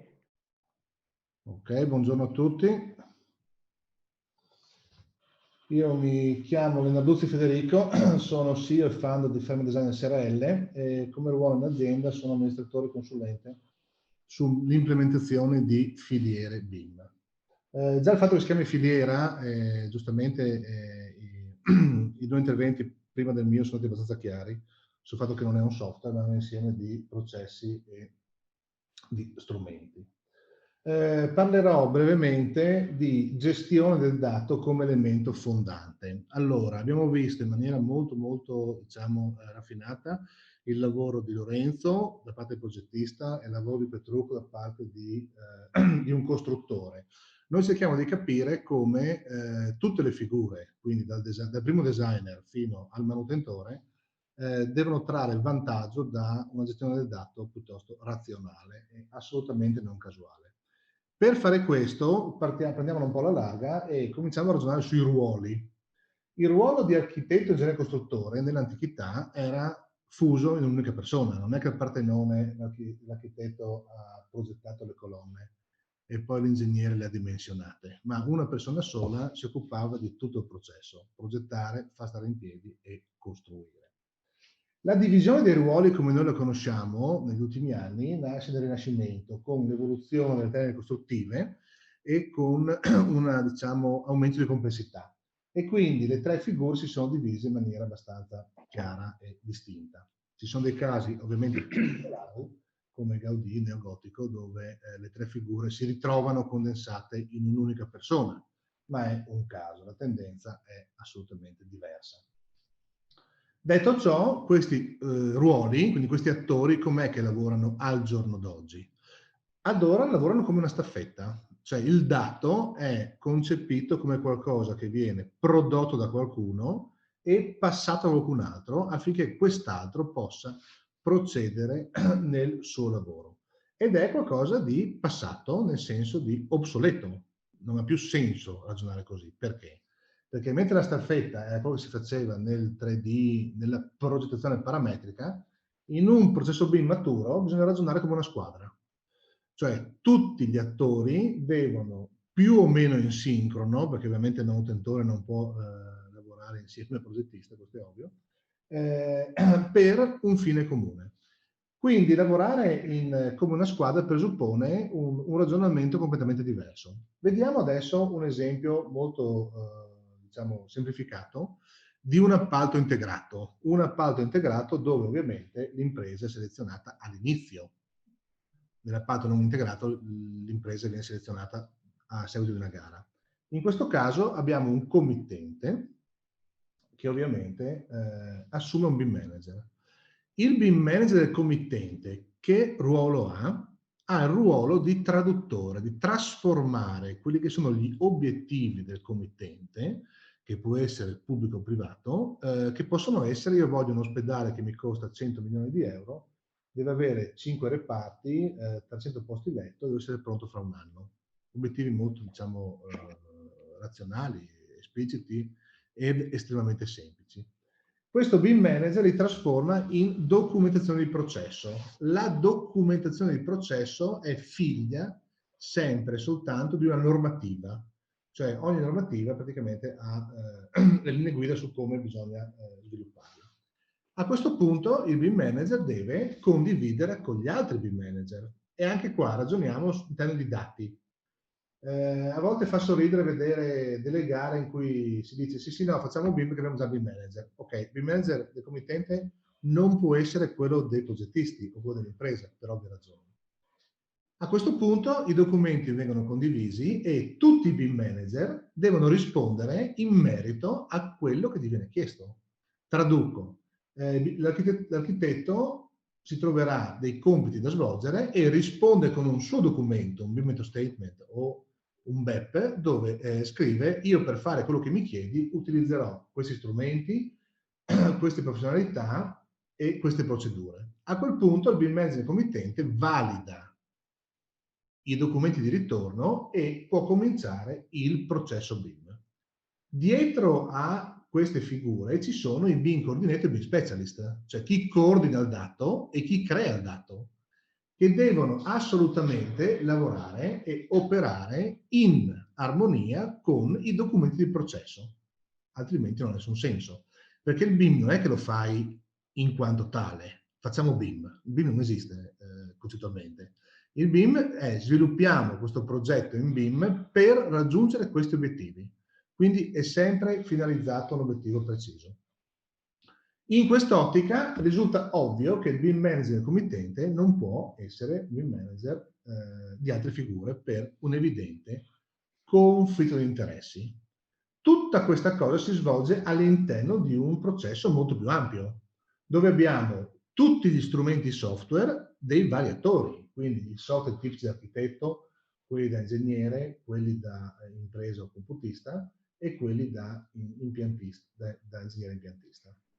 Perché un processo possa essere funzionale e il dato venga rispettato e se ne tragga un beneficio, bisogna assolutamente ragionare in termini di standard aperti. Quindi tutti i software devono parlarsi attraverso l'ALC. Anche parlarsi è qualcosa di cui vale la pena ragionare un attimo, perché la differenza tra compatibile e interoperabile è molto raffinata, ma è fondamentale in questo senso. Compatibile vuol dire che io do un dato a un altro e l'altro sa leggerlo. Interoperabile invece vuol dire che io posso riprenderlo indietro e non c'è una perdita di dati. Se io ho un modello BIM, posso sempre salvare in IFC e darlo a chi usa AutoCAD e siamo compatibili. Ma non siamo interoperabili perché i dati del modello li ho persi nel momento in cui io ho creato il DVG. Detto ciò, se andiamo a riprenderci il processo come deve essere fatto, abbiamo i 5 step, dove c'è documenti di processo, l'abbiamo visto. Si modellano le 3 discipline, quindi strutturale impiantistica, architettonica e strutturale strutture proprio, di statica, coordinamento di modelli, cioè dove i modelli vengono assemblati e si correggono gli errori, QTO, cioè estrazione dei dati, tempi e costi, e alla fine facility management, che può essere anche asset management. In quest'ottica abbiamo il Building Information Modeling, che si confronta con il Building Information Management, che sono due cose completamente diverse. Noi, negli ultimi anni, abbiamo sviluppato come azienda delle competenze su questa fase qua, cioè la post-modellazione. E ci siamo accorti di una cosa abbastanza strana. Le grandi multinazionali del software, questi Moloch enormi, sono Autodesk, Nemetschek, Trimble e quant'altro, sono multinazionali che sono modellocentriche, nel senso, modellazione centriche, perché hanno sviluppato negli anni dei software di modellazione molto raffinati. Se si ragiona in termini di gestione dell'informazione post-modellazione, ci sono diverse proposte che sono abbastanza scordinate, non sono, secondo noi, insomma, risolutive per quello che si vuole fare. Allora abbiamo cominciato a ragionare in termini diversi, ovvero che tipo di professionalità può utilizzare strumenti di questo tipo e a che fine, e siamo approdati praticamente quasi in discesa per ovvia conseguenza al mondo del project management. Il project management è fondamentale perché ragiona dal punto di vista di budget e tempi. Io ho 1 milione e devo consegnare l'opera fra 1 anno, punto. Da il budget e i tempi si va a ritroso a sviluppare un'opera di retroingegneria di fatto, dove vado a ricostruire i processi che mi servono per arrivare a questo risultato. E in questo mondo ci sono degli strumenti che sono abbastanza incredibili, che devono fare questo, devono portare i modelli per una corretta gestione del dato dal 3D al 6D. Perché devono essere integrati? Perché il dato è rispettato e viene arricchito da il 3D, dove io posso assemblare i modelli degli architetti, degli ingegneri e quant'altro, e posso in automatico o in maniera semi-automatica creare tutta una serie di regole per rilevare le clash, correggerle e creare le gare, per esempio per l'impresa. Se la patto non è integrato, i documenti di gara posso prepararli in questa fase con questi strumenti. Lo stesso modello che io utilizzo, lo stesso software o ambiente che utilizzo per gestire la parte di coordinamento, lo posso usare per estrapolare i tempi, le simulazioni di costruzioni e soprattutto è fondamentale nella parte 4D gestire la parte di pianificato contro attuale, cioè avere il controllo maniacale ogni giorno delle differenze, dicotomie esistenti tra ciò che avevo previsto e ciò che in realtà si manifesta e tracciare il progresso. Nello stesso ambiente abbiamo tutta la parte riferita ai costi, quindi costi, VBS, listini e quant'altro, e una volta finita la costruzione questo modello viene caricato con gli strumenti di facility e asset management per gestire l'aspetto manutentivo per X anni, cioè gli anni di durata dell'edificio. Detto ciò, arriviamo all'ultima slide che prende il nome, da cui prende il nome questo evento. BIM Bam Boom non è casuale, BIM Bam Boom vuol dire proprio Building Information Modeling, Building Assembly Model, cioè modello costruttivo dell'impresa, e e Building Operation Optimization Model, cioè la gestione. Bim, bam, boom. Se guardiamo il grafico a sinistra è interessantissimo perché abbiamo nella parte tratteggiata il processo tipico non BIM, non digitale, dove il massimo dello sforzo avviene nella fase di documentazione e sviluppo del design, creare gli esecutivi e andare in cantiere. Le due curve nere sono fondamentali. La prima, quella in discesa, è l'abilità di interferire sui costi. Più va avanti il cantiere e più l'abilità di gestire i costi, di cambiarli, ovviamente diminuisce. Quella in salita invece è il costo delle varianti. Più il cantiere avanza, più la variante diventa costosa. Quindi abbiamo nella parte rossa il BIM permette di lavorare di più prima, molto meno dopo e avere vantaggi enormi sulla fase di costruzione e gestione. Infatti, se 1 euro è il vantaggio che ho nella fase di progettazione, 20 euro è nella fase di costruzione e 60 gestione. Quindi il BIM è un processo assolutamente scalabile, e su questo non c'è ragione, motivo, scopo di sottrarsi a questo dato di fatto, scalabile perché funziona uguale in qualsiasi opera, qualsiasi grandezza, però che cos'ha di diverso? Non è lineare nella misura in cui i vantaggi sono molto più pesanti verso fine processo, cioè nella parte manutentiva e gestionale. E questo presuppone che per riuscire ad avere vantaggio massimo, cioè tutti e tre i vantaggi, è fondamentale che i processi vengano pensati a priori. Non si può cominciare a lavorare, poi diciamo, boh, facciamo questo in BIM, il BIM deve essere lo sfondo dentro il quale si muovono tutti gli attori, tutti i processi e gli obiettivi di un processo costruttivo. Io ho finito, vi ringrazio. Grazie ancora Federico, anche per la tua sintesi e chiarezza. E certo che 1-20-60 è una grossa provocazione. Giusy Mainardi, cosa ne pensa? Buongiorno a tutti. Stavo cercando di condividere lo schermo e credo di riuscirci adesso. Allora, buongiorno a tutti intanto. Io sono Giusy Mainardi e lavoro in PricewaterhouseCoopers, che è una società che si occupa di tante cose, ma si occupa anche molto di tecnologia. Mi occupo di tecnologie in una divisione di Consulting Technology, in particolare di tecnologie emergenti e ancora più in particolare di soluzioni integrate nell'ambito del real estate e degli asset di costruzione. Rapidissimamente introduco chi è PwC. Noi siamo un network di società a livello mondiale, nate più di 150 anni fa e trasformatosi con varie fusioni da Price a Lybrand a Coopers. Da circa 20 anni ci chiamiamo PwC, che sta appunto per PricewaterhouseCoopers. Abbiamo più di 276.000 risorse in tutto il mondo, siamo presenti in 157 paesi con 742 sedi. Al di là dei numeri, questa nostra distribuzione geografica con entità che sono comunque locali ma in network ci consente molti vantaggi operativi anche in Italia, ci consente sostanzialmente di avere una metodologia di lavoro generale, integrata e specialistica, ma soprattutto che utilizza best practice che arrivano da tutto il mondo che spesso, lo abbiamo visto anche nel BIM, anticipa in altri paesi quello che poi magari è la nostra corsa alla trasformazione digitale in Italia.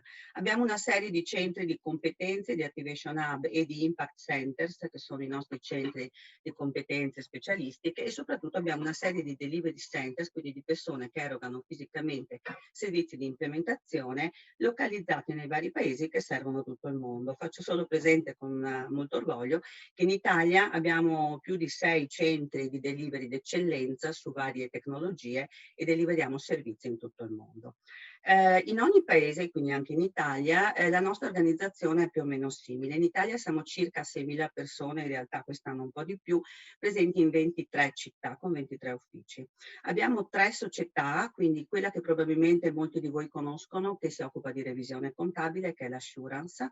Poi abbiamo un'altra società, un'altra legal entity del gruppo che si occupa di tax and legal, quindi avvocati e commercialisti che forniscono supporti alle aziende in molti settori. Per quanto riguarda il nostro tema di oggi, molto anche in termini di incentivi, Industria 4.0, di New Generation UE e anche di supporto legale e contrattuale anche per delle tematiche che cominciano un po' a diventare sempre più frequenti, quali quelli del legal BIM. Abbiamo poi la divisione, la società advisory a cui io appartengo, che è quella che sostanzialmente sviluppa una consulenza a tutto tondo. Consulenza e modo da agire che per noi ha sempre questo mantra che è sempre molto importante per quanto riguarda il BIM, io credo ancora di più. Il mantra dice che in qualunque nostro progetto noi includiamo sempre, anche se con diverso peso a seconda poi del progetto o della fase in cui ci troviamo, 3 componenti e nessuna di queste può mancare per garantire il successo del progetto. Quindi la conoscenza profonda del business, quindi della tipologia d'azienda, di processo che abbiamo in Italia o se non abbiamo completamente possiamo attingere appunto da un network di best practice internazionali, una forte capacità di implementare tecnologia end-to-end, quindi con sistemi agile, sviluppo di progetti e poi follow-up e maintenance evolutiva e a supporto, ma soprattutto anche una grossa attenzione già nel disegno iniziale a quella che è l'interfaccia utente, quindi la user experience, perché sappiamo benissimo che la migliore conoscenza del business con la migliore tecnologia, se non ha un'analisi che consenta poi il massimo della usabilità e dell'adozione delle soluzioni presso gli utenti o i clienti, rischia di naufragare. Quindi questa è una nostra impronta e quindi una conoscenza importante del business, della tecnologia e dell'utente è fondamentale. Per quanto riguarda il BIM, sapendo che il BIM è comunque un modello digitale che porta con sé tutta una serie di informazioni tecniche e funzionali di business lungo il ciclo di vita, queste componenti diventano particolarmente importanti. Qual è la nostra visione dell'asset costruttivo? Chiamiamolo real estate, può essere chiaramente un building verticale, può essere un'infrastruttura orizzontale, il concetto è lo stesso. Noi svolgiamo parecchie ricerche in tutto il mondo sui trend di mercato e ne abbiamo anche un fiorente numero per quanto riguarda i trend di tutto l'ambito delle costruzioni e del real estate. Quello che abbiamo visto è che in effetti gli edifici, gli immobili, siano essi residenziali, commerciali o industriali, hanno sempre di più un trend di connessione con l'ecosistema esterno. Questo vuol dire che al di là di tutti i temi delle utilities, degli asset interni, di manutenzioni, devono sempre più essere connessi a una serie di provider digitali esterni, per esempio vedi anche i nostri ultimi quali Google per esempio, hanno un tema di integrarsi con tutta una serie di servizi di sicurezza logico e fisica importanti, hanno delle connessioni sempre più forti con strumenti, sistemi e provider di comunicazioni, hanno un tema di poter fare una manutenzione anche con delle modifiche nel tempo e un upgrade in termini di impianti e di edifici importante nel tempo e hanno soprattutto anche una esigenza di connettersi fortemente all'esterno sia in termini di trasporti, di mobilità piuttosto che di servizi. Quindi questi report ci portano a dire che per avere successo un asset immobiliare e per soddisfare quindi sia l'utente, l'utilizzatore, sia il committente, deve avere alcune caratteristiche importanti che sono quelle di avere tutta una serie di grandi e importanti set di dati, come accennava anche il relatore precedente, che sono relativi all'ecosistema, a una serie di equipment e di sensoristiche specifiche per la manutenzione, ma anche per una misurazione dell'impatto ambientale ambientale piuttosto che del consumo energetico, tutta una serie di dati BIM che sono anche georeferenziati, dei dati finanziari che devono in qualche modo far tornare un ritorno dell'investimento sull'asset costruito, piuttosto che un'attenzione molto forte a quello che può essere l'abitudine, la soddisfazione o il comportamento di chi utilizza quell'immobile, che può essere un dipendente piuttosto che un inquilino o comunque un gestore di un negozio, di un'attività commerciale. Quindi è chiaro che il trend ci dice che per una gestione sempre più efficace per tutti gli stakeholder, diciamo, dell'asset, dobbiamo avere una conoscenza importante dell'utilizzatore e anche generare un valore per il committente o il gestore della manutenzione, che in qualche maniera chiaramente dia soddisfazione al valore del brand, ma che soprattutto aumenti le performance di servizi sugli immobili, riducendo le manutenzioni, e si inventi anche dei nuovi stream di ricavi che in qualche modo si aggiungano per migliorare il ritorno dell'investimento. Quello che stiamo dicendo chiaramente vale per qualunque tipo di edificio, può essere un edificio industriale, una centrale piuttosto che una fabbrica, piuttosto che edifici ad altro uso sociale o privato. Quindi quello che ci sta dicendo, diciamo, il trend della ricerca è che noi stiamo passando da una visione locale, automatizzata, digitale del singolo edificio a dei complessi di edifici che quindi richiedono di avere tutta una serie di centralizzazioni di informazioni ed automazione, a dei distretti un po' più ampi che sono legati magari a delle aree della città piuttosto che a delle città complessive, e quindi integrano tutte le informazioni dei vari edifici con informazioni della città, quali appunto il trasporto, la mobilità o la fornitura di alcuni servizi. Quindi la visione olistica nostra parte dal fatto che in qualunque punto noi ci troviamo, dobbiamo, e qualunque sia lo stakeholder, la visione deve essere sempre quella complessiva. Ognuno deve sapere in quale punto della vita, in quale fase della vita dell'immobile si trova, chi c'è prima e chi c'è dopo, e qual è il suo contributo in termini di fornitura di informazioni o di accesso alle informazioni. Quindi il valore vero è nella condivisione e integrazione di funzionalità, tecnologie e di stakeholder nel tempo. Noi abbiamo identificato sostanzialmente 6 macrofasi della vita di un immobile: una decisione di investimento, uno sviluppo dell'asset o una riqualificazione, una gestione di chi abiterà l'asset di varia tipologia, e dopodiché tutto quello che riguarda, diciamo, la fase post handover, quindi un asset management, tutto il tema del facility, un tema di misurazione di sostenibilità e di performance dell'investimento, ma anche di servizi a valore aggiunto.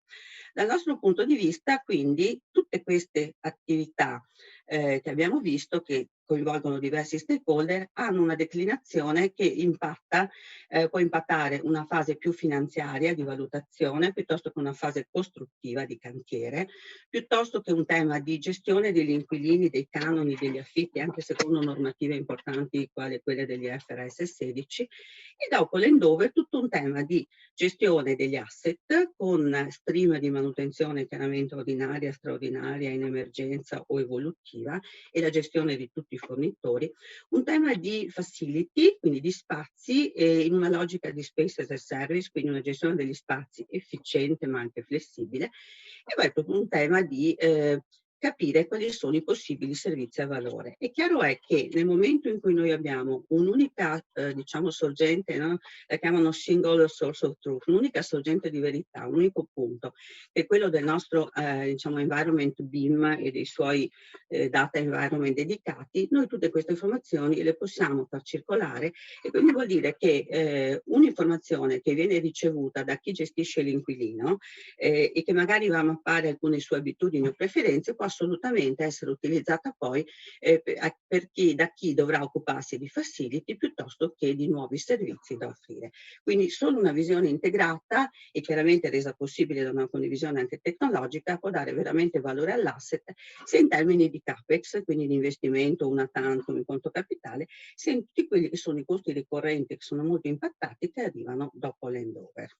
Chiaramente ci sono tecnologie che vanno a supporto di tutte queste fasi, Noi come PwC lavoriamo su sostanzialmente tutte queste, quindi andiamo da un tema di IoT a un tema di Customer Relationship Management, a un tema di gestionale, di performance management, di sicurezza e anche di tecnologie evolute quali la realtà aumentata e virtuale, che sono molto utilizzate soprattutto in termini manutentivi, ma anche in termini di prevendita dell'immobile prima che poi venga deciso un investimento. Chiaramente tutto questo funziona sempre molto bene, in alcuni contesti particolarmente difficili come l'attuale, il fatto di poter avere comunque una gestione già integrata e molto spesso automatizzata nei flussi di condivisione e di autorizzazione aiuta moltissimo.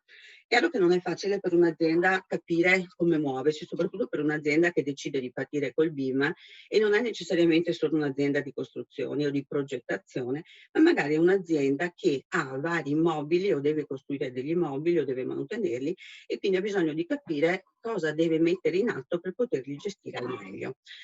Quello che noi proponiamo in questa logica è proprio quella di fornire una forma di assessment, quindi un'attività molto breve, molto concentrata e anche molto poco impegnativa, che ci consente sostanzialmente di andare in un'azienda e fare una specie di mappatura, noi lo chiamiamo maturity assessment, per capire qual è il suo livello di maturità rispetto a che cosa? Rispetto a quelle varie fasi del ciclo di vita dell'asset, chiaramente se sono tutte di competenza o quelle che sono comunque in scope, e quindi una volta diciamo misurato qual è il livello di maturità rispetto agli obiettivi di un piano industriale o di sviluppo, siamo in grado di ragionare con l'azienda per proporre insieme una roadmap che quindi in base all'importanza e all'urgenza di tutta la serie di attività consente all'azienda di raggiungere gli obiettivi prefissi nei tempi stabiliti.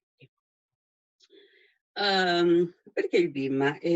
Sappiamo che il BIM è nato tra l'altro in Inghilterra e anche nei paesi del nord in momenti anche di difficoltà, di crisi, come sfida per una serie di attività anche di opere pubbliche che dovevano avere certi requisiti di controllo, trasparenza e di efficienza. E da alcune nostre ricerche fatte, soprattutto partendo da quei paesi dove noi siamo presenti, abbiamo rilevato che effettivamente il BIM risponde sicuramente a una normativa, l'abbiamo visto, ma molte volte anche veramente a dei bisogni, a delle esigenze, a dei problemi del settore delle costruzioni. Allora sicuramente al fatto che i progetti spesso sono sopra il budget o sono molto lunghi, ma abbiamo rilevato anche il fatto che molte di queste motivazioni sono dovute al fatto che i progetti quando arrivano alla fine non sono magari adeguati alle tecnologie del momento, piuttosto che nel durante, proprio perché non c'è una connessione tradizionalmente tra il progettista, il committente, il progettista, il costruttore e magari poi l'utilizzatore, nascono tutta una serie di disallineamenti e di controversie contrattuali che impattano fortemente non soltanto sui tempi e sulla reputation, diciamo, ma anche molto sul budget. Abbiamo visto che il BIM è sostanzialmente un modo di collaborare in real time allineato e che quindi evita tutta questa serie di disallineamenti tra le singole discipline o i singoli stakeholder. L'approccio del BIM è anche un approccio che ha alcuni cardini molto importanti che sono tendenzialmente un tema di collaborazione real time, chiaramente con un supporto digitale, tracciatura, una intrinseca connessione tra i requisiti funzionali e quelli tecnici, una serie di protocolli e quindi di una collaborazione normata all'interno diciamo, dell'azienda per tutti i suoi collaboratori, ma anche verso il mondo esterno, per esempio i vendor di attrezzature, un utilizzo molto importante dell'IoT e un tema poi di Open BIM, quindi di apertura del sistema a un ecosistema più ampio. L'esempio della Norvegia che è stato portato prima mi pare sia un esempio anche molto calzante in questa direzione. Non mi dilungo perché saprete già che su tutti questi livelli del BIM c'è comunque anche poi una valutazione in termini di aziende che partecipano a gare anche internazionali. Diciamo che sicuramente ad oggi un 5D, un 4-5D è un livello che molte aziende italiane hanno raggiunto, un livello diciamo minimo per poter lavorare anche a livello internazionale è quello di avere un livello 2 di maturità, che significa non soltanto condividere in AFC in un unico modello i file, ma utilizzare anche un Open BIM per poter ragionare e colloquiare con il mondo esterno all'azienda. I risultati del BIM, difficilissimo è, vista la breve storia ancora, diciamo, poter misurare davvero un ritorno dell'investimento, però noi con un nostro gruppo nel UK abbiamo applicato tutta una serie di considerazioni e di misuratori a una serie di progetti diversi e abbiamo una metodologia specifica che si chiama proprio metodologia di misurazione dei benefici del BIM. Partendo da questa metodologia e dai risultati raggiunti, possiamo anche dire che effettivamente varia molto e varia molto rispetto anche a qual è stato il punto di partenza di introduzione del BIM, ma sicuramente al di là dei singoli numeri noi vediamo che c'è un fortissimo impatto come beneficio nella parte post handover, quindi tutto quello che riguarda il facility management che riesce a ridursi anche in alcuni casi fino al 60%, un grandissimo beneficio relativo alla documentazione integrata che diventa chiaramente molto importante e chiaramente poi tutta una serie di benefici in fase di costruzione e di progettazione, soprattutto in termini di simulazioni e di verifica delle interferenze. Ricordo anche che un cambiamento nell'adozione del BIM è un cambiamento importante che sicuramente richiede anche delle tecnologie, ma soprattutto richiede un cambiamento dei processi che devono essere appunto processi collaborativi.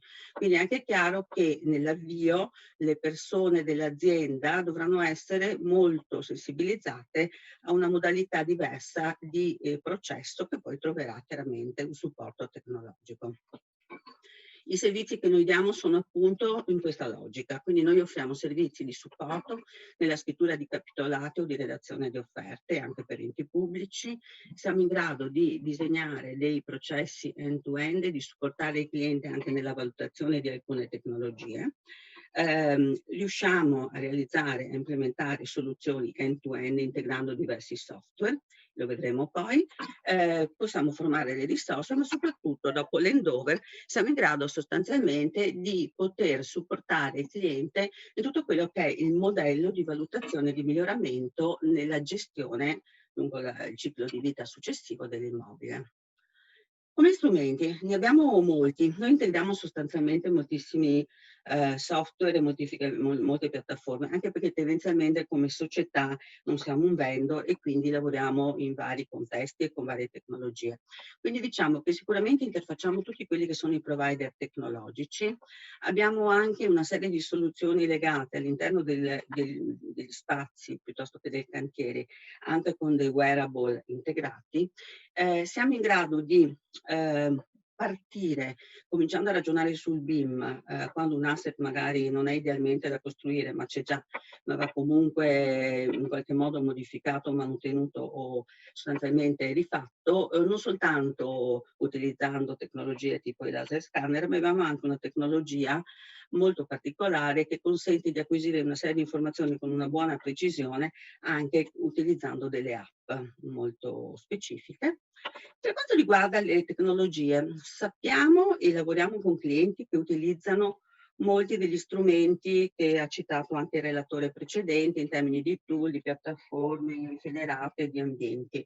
Quello che noi però abbiamo visto essere una soluzione vincente è quella anche di proporre un'unica piattaforma, noi per esempio lavoriamo molto sulla piattaforma SAP, che ha avviato sul mercato da poco tempo una importante piattaforma di Open BIM. Sostanzialmente quello che fa SAP è di utilizzare in cloud, quindi con la flessibilità che il cloud fornisce, tutti i moduli classici gestionali, quindi quelli che si citavano prima, che comunque sono l'ossatura dell'azienda, l'IRP, la gestione fornitori, la contabilità, il magazzino e la manutenzione classica, nonché la gestione dei contratti per tutto quello che riguarda l'asset, ma aggiungendo tutta una serie di funzionalità specifiche per il BIM, che sono un tema di analitici, un tema di gestione delle applicazioni IoT, un tema di gestione dell'asset mobile, quindi un manutentore può utilizzando un device andare a rivedersi il modello tridimensionale, la collocazione dell'asset e gli interventi da fare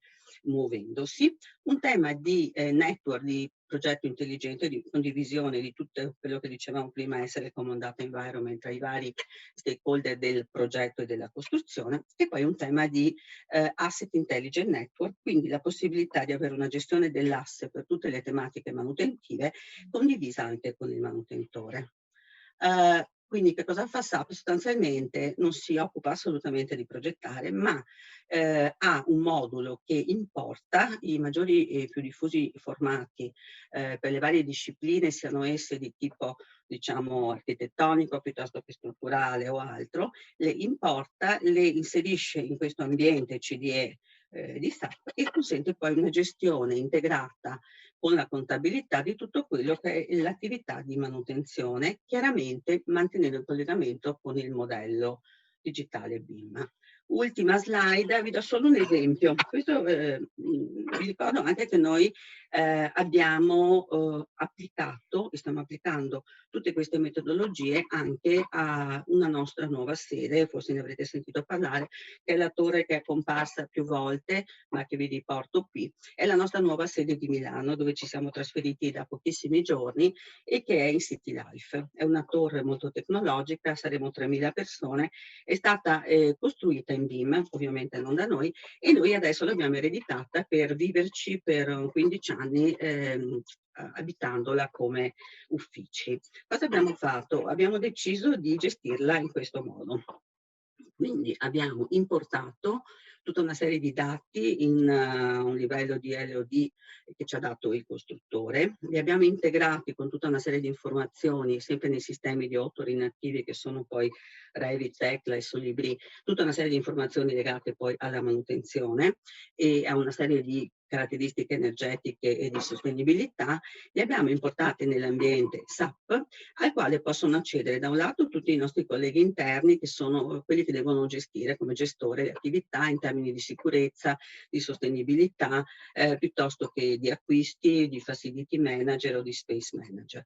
E dopodiché abbiamo messo a disposizione, tramite questa piattaforma, un portale e i device mobili per il manutentore, che a questo punto quindi dovrà censire, inserire e completare tutti gli interventi di manutenzione, chiaramente condividendoli con noi e aspettando da noi le autorizzazioni che andranno poi direttamente al pagamento attraverso una piattaforma unica. Quindi noi guideremo, il manutentore inserirà e quindi tutte le attività poi di manutenzione programmata verranno schedulate dal sistema in base alle caratteristiche e ai piani inseriti e verranno condivise col manutentore e poi da noi controllate.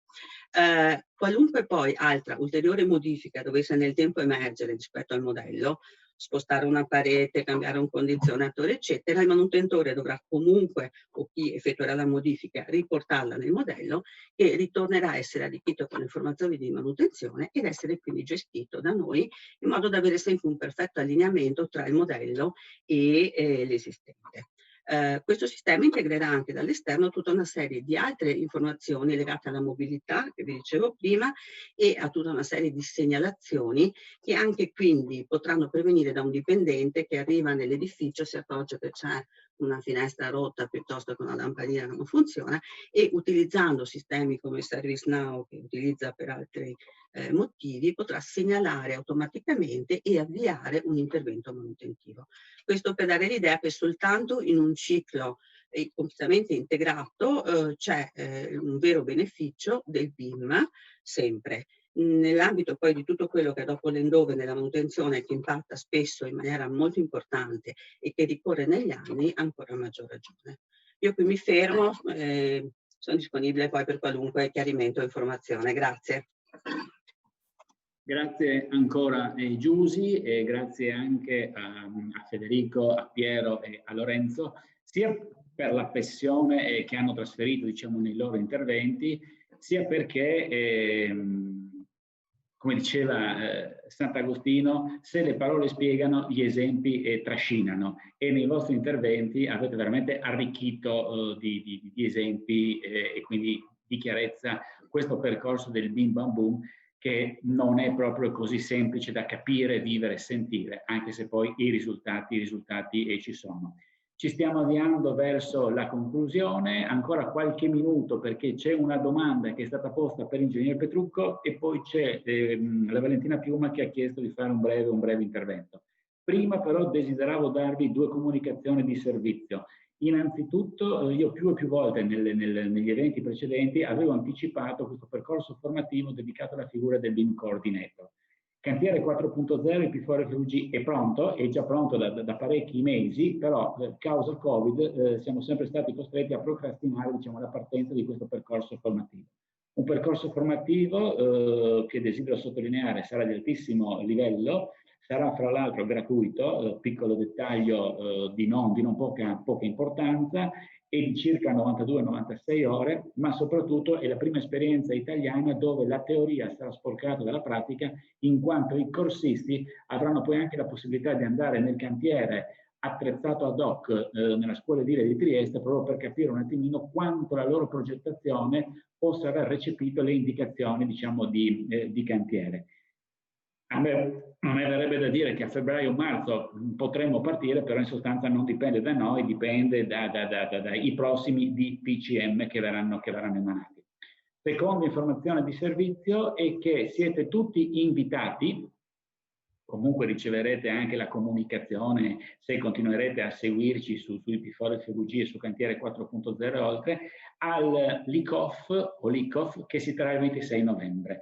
LICOF o LICOF, a seconda in sostanza se vi trovate più vicini a Trieste o più vicini a Udine, è questa grande festa, per chi non fosse appunto del Friuli Venezia Giulia, è questa grande festa che si fa quando un cantiere, diciamo, arriva al tetto. Nel caso specifico, all'interno di Cantiere 4.0 e oltre, il LICOF o LICOF è invece il laboratorio dell'immaginazione delle costruzioni future. È un laboratorio che abbiamo creato nel quale faremo degli esercizi di futuro per capire quali appunto scenari si delineano all'orizzonte, come appunto dicevo all'inizio.